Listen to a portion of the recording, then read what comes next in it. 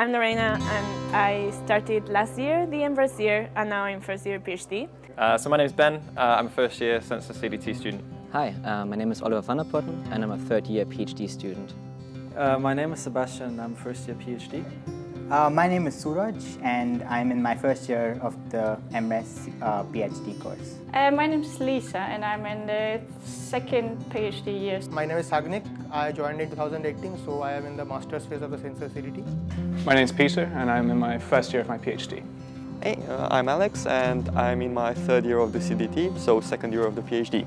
What attracted to me was the CDT has a sense of collaboration with different departments, including the Adam Brooks Hospital.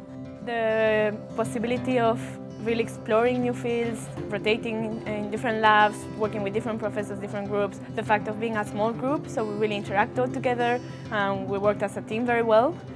And also the internationality of it, and really like Cambridge is a great university for this. Okay, I guess the thing that attracted me most to Sensor CDT is the sort of multitude of things you can be involved in. So there's the also opportunity to be involved in electronics and programming, chemistry, which is my background, neuroscience, all sorts of things. Actually, the most fun part has been trying new things.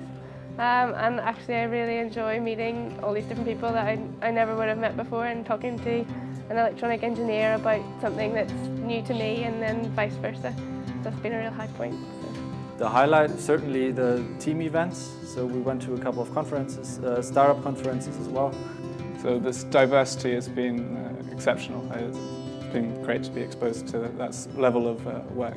In the future, I want to do something for the diagnostics, mostly in the primary healthcare sector. I don't know whether I'll be working in academia or in industry later, but I think sensors will play a major role in whatever I'll be doing. And I think the Sensor CDT is preparing me very well for either case. And yeah, I think it will be sensors related.